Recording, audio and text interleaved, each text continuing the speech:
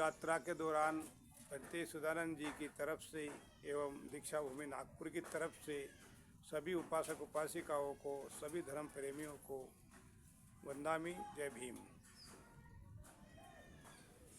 ऐसे हाथ जोड़िए। सबसे पहले भगवान बुद्ध को वंदना करेंगे। अरहं सम्मा संबुद्ध भगवा बुद्ध भगवंतो विवाद में, भगवान बुद्ध को वंदना करो। सवा खातो धम्म धम नमः स्वामी, धम को नमन करो। श्रीपटिपन्नो भगवंतो सावक संगो, संग नमामि, संग को नमन करो। भारतीय संविधान को नमन करो, संविधान नमामि।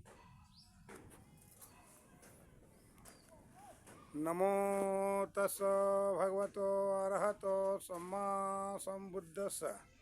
नमो तस् भगवतो अरहतो सम्मा संबुद्धस्स।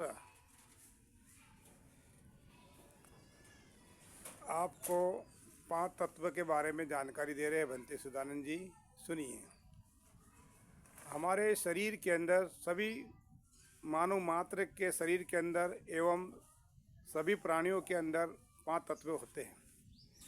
अगर एक तत्व भी कम हो गया तो वो जीवित नहीं रहता है। इसलिए सभी प्राणी के अंदर और सभी मानव मात्र, किसी भी धर्म के हो, किसी भी पंथ के हो, सभी के शरीर में 5 तत्व होते हैं।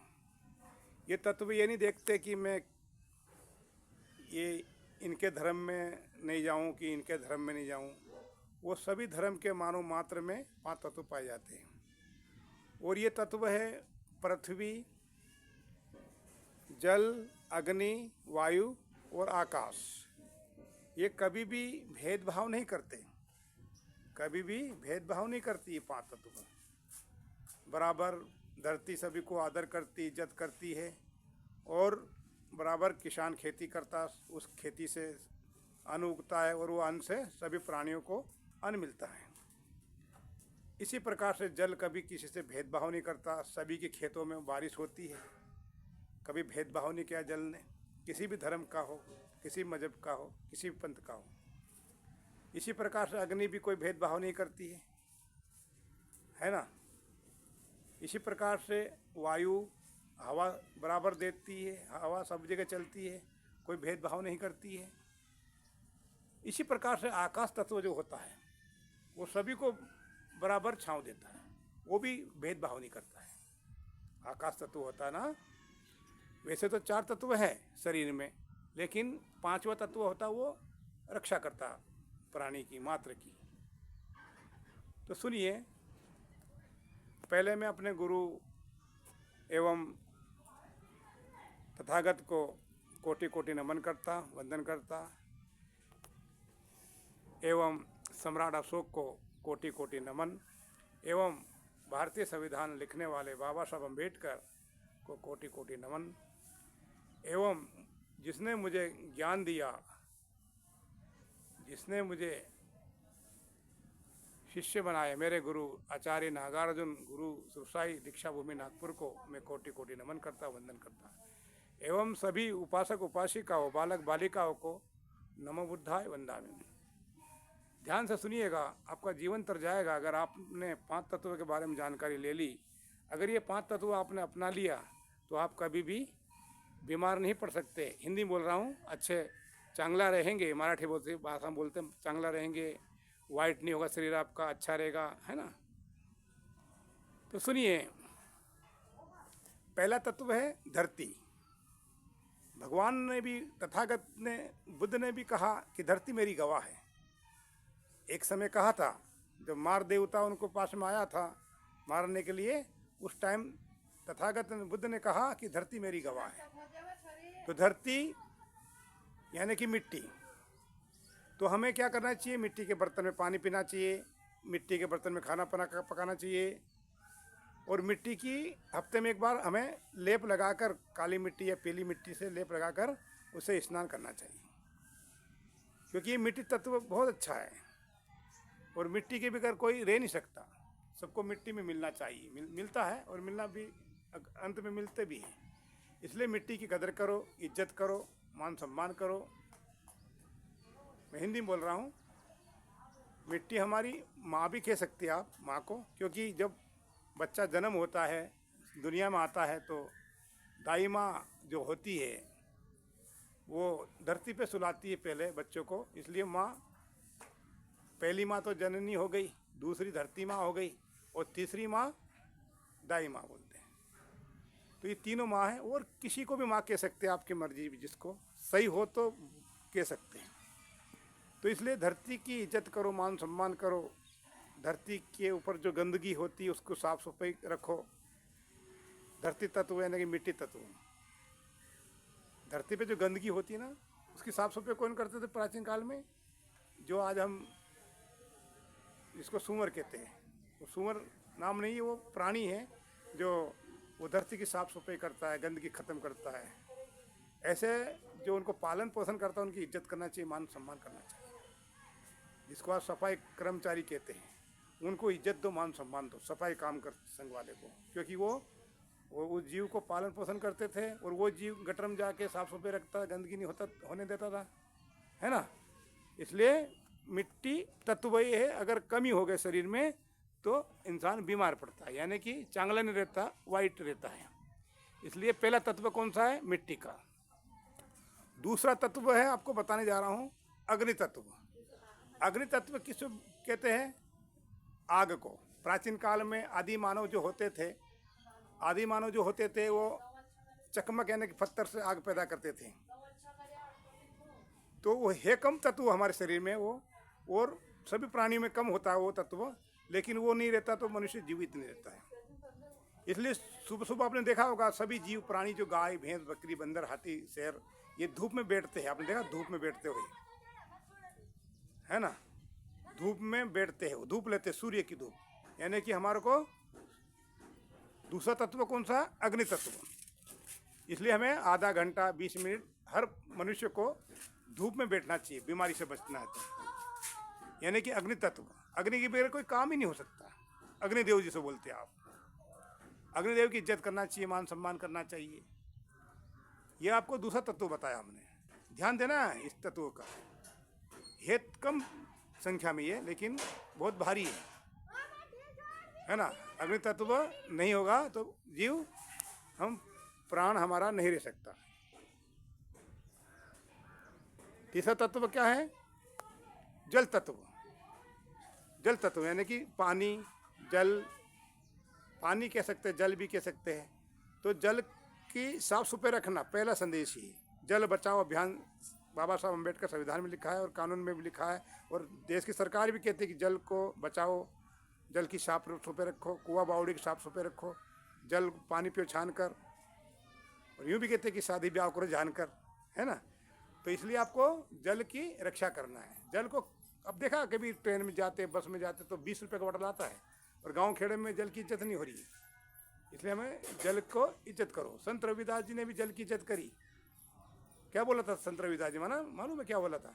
संत रविदास यानी कि भिक्खु थे, वो भी भंते जी थे, बोधिसत्व संत रविदास महाराज। उन्होंने बोला कि मन चंगा तो कठोर गंगा। आपको गंगा जमुना सरस्वती जाने की जरूरत नहीं, इसी गांव में, इसी नगर में, आपके गांव के पास में, घर के पास में जो कुआं है, घाट है, वहीं गंगा रहती बोले।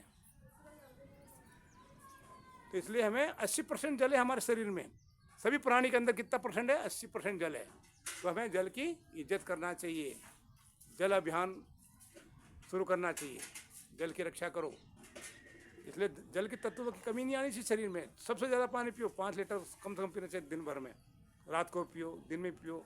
बीमारी से बचना है तो जल का उपयोग ज़्यादा किया करो। ये तीसरा तत्व बताया आपको। चौथा तत्व क्या है? वायु तत्व। वायु ने कि हवा। आपने देखा गर्मी के अंदर अगर पंखा नहीं चले तो जीव घबराता है। अभी बीमारी आती, पिछले 2-1 साल पहले आई थी कोरोना बीमारी, उसमें हवा नहीं मिली तो कितने प्राणी मर गए, कितने मनुष्य मर गए। इसलिए हमें सुबह शाम सकरे संध्या घड़ी दोनों टाइम बाग बगीचे में घूमना चाहिए, हवा लेनी चाहिए, शुद्ध हवा। तो हवा की कदर करो, इज्जत करो, मान सम्मान करो। हवा भेदभाव नहीं करती है, तो आपको भी भेदभाव नहीं करना चाहिए। अगर हवा है कम तत्व, लेकिन कम संख्या में है वो, लेकिन हवा को भी इज्जत देना चाहिए, मान सम्मान देना चाहिए। हवा कहाँ से अच्छी रहेगी? जब आप पेड़ पौधे लगाओगे, हैं, पेड़ पौधे के रक्षा करोगे, हवा साफ सुथरा जब मिलेगी आपको। तथागत भगवान बुद्ध भी देखो, बौद्ध भिक्षु भी अधिकतर कहाँ बैठते हैं? बोधि वृक्ष के नीचे।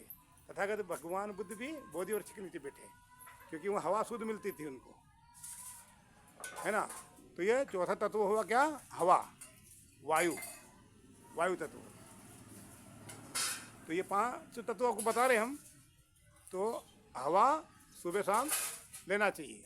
दिन में भी बैठो, पेड़ के नीचे बैठो, बोधि वृक्ष है या कोई बड़ है या लीम है ना, और इनकी रक्षा भी करो। चौथा तत्व है ये हवा। और 5वां तत्व आपको बताने जा रहे हैं हम, ध्यान से सुनिएगा। आकाश तत्व, यानी कि छाता का काम करती है, बराबर आपको छांव देता है आकाश तत्व। 4 की गिनती होती है, लेकिन ये 5वां आकाश तत्व है। कौन सा तत्व है? आकाश तत्व। आकाश अगर नहीं रहेगा तो अच्छी बारिश नहीं होगी। अब देखा बारिश के टाइम में, देखा आपने, चांगला अच्छा वो आता है, बादल आती, बारिश होती है ना, घूमड़ कर गिरते, पानी गिरता है। तो आकाश तत्व की जरूरत है शरीर में। अगर आपके ऊपर छाँव नहीं है, आपके माता पिता के हाथ की छाँव नहीं है, सासू ससुर के हाथ की छाँव नहीं है आपके ऊपर, ऐसे ही आपके गुरु की छाँव नहीं है शिष्य के ऊपर, तो आपका बेड़ा पार नहीं हो सकता। इसलिए हमें आकाश तत्व की भी रक्षा करना होगा। कैसी रक्षा करना पड़ेगा इसकी, पता है आपको? इसी की भी यही, पेड़ पौधे लगाओ, है ना, जिससे उसके पेड़ पौधे की जो ऑक्सीजन जाती है वो आकाश में भी जाती है। इसलिए हमें आकाश तत्व की कमी अगर हो गई शरीर में तो आदमी बीमार होता है, यानी कि शरीर वाइट होता है, चांगला नहीं रहता, शरीर अच्छा नहीं रहता है। इसलिए हमें आकाश तत्व की भी जरूरत है। ये 5 तत्व बताए आपके। तो हमें 5 तत्वों को अमल करना है, आचरण करना है, नेम से करना है। आपको शुरू बताया कि ये 5 तत्वों को भेदभाव नहीं करते हैं, तो आपको भी भेदभाव नहीं करना है।